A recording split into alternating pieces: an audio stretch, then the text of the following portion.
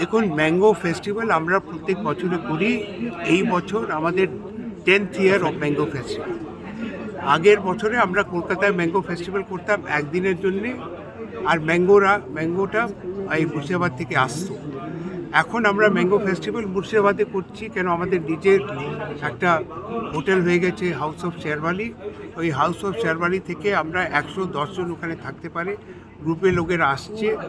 ওদের আমরা সকালে অর্চার্ডে নিয়ে গিয়ে mango, different varieties of mango, they are able to taste. They go from one orchard to another orchard. The whole concept is like wine trail in France, যেখানে একটা different binary ও different ওয়াইনইয়ার্ডে গিয়ে ওরা wine test করে। যেরকম টি trail আছে, যেখানে different টি গার্ডেন্সে গিয়ে different kind of টি একটা টেস্ট করার যেরকম আছে, আমরা এখানে ওই সেম কনসেপ্টে ম্যাঙ্গো ফেস্টিভ্যাল করছি, যেখানে একটা অর্চার্ড থেকে আরেকটা অর্চার্ড গেলাম, আর অর্চার্ডটা নেক্সট টু ইচ আদার আছে।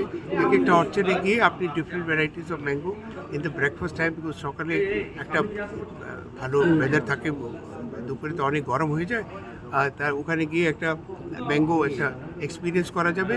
আর দুপুরে লাঞ্চ এন্ড ডিনারে, even in afternoon T, we are serving certain product or recipes which are made out of mangoes.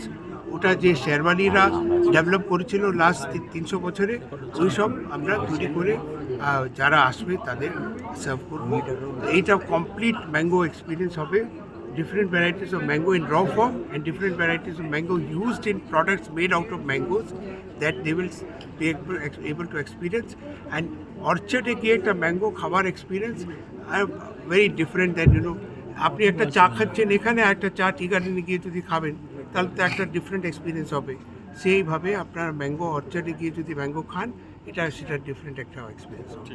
R next প্রজেক্টটা আর নেক্সট প্রজেক্ট যেটা মানে একটা মিউজিয়াম বানাচ্ছি, সেখানে সুন্দরবন নিয়ে যত আমাদের ব্যাপার আছে। সুন্দরবনে একটা পাইরেটেড একটা ট্র্যাডিশন আছে। সুন্দরবনে অনেকটা শিপস সাঙ্ক হয়েছে, যেটা আমরা কোনোদিন ডিসকভার করি, কোনো মারিন আর্কিওলজি ওখানে ডিসকভারি হয়নি।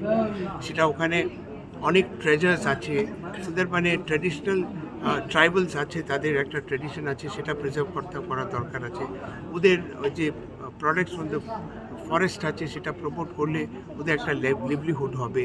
ওদের আর্ট অ্যান্ড ক্রাফট, ওদের ট্র্যাডিশনাল আর্ট অ্যান্ড ক্রাফট আছে ওদের, সেটা যদি আমরা মার্কেট করতে পারি তাহলে ওরা একটা জীবনযাপনে ইজি হয়ে যাবে। আর ওদের বাচ্চাদের জন্যে আমরা যদি একটা এডুকেশনের ব্যবস্থা যদি করতে পারি, সেটা আমরা এখন টেকনোলজি নিয়ে একটা ব্যবস্থা করার চেষ্টা করছি।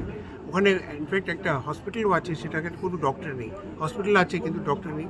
আমরা চেষ্টা করছি ওই হসপিটালে আর্টিফিশিয়াল ইন্টেলিজেন্স ইউজ করে একটা দুটো ডক্টর রেখে নানা রকমের ডক্টরের একটা পসিবিলিটি ওখানে ক্রিয়েট করছে একটা এক্সপেরিমেন্টাল হিসাবে।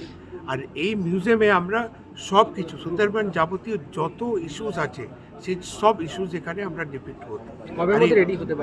এটা আমরা চেষ্টা করছি অক্টোবর মাসে ইনগ্রেট, মানে যখন সিজন স্টার্ট হবে অক্টোবর মাসে। কেন বাড়িটা রেডি আছে, আর আমাদের আর্টিফ্যাক্টস রেডি আছে, আমাদের কনসেপ্ট রেডি আছে, আমাদের শুধু ইমপ্লিমেন্ট করতে হবে ইন্টেরিয়ার্স। তো এটা আমার 3 মাসের বেশি লাগবে না।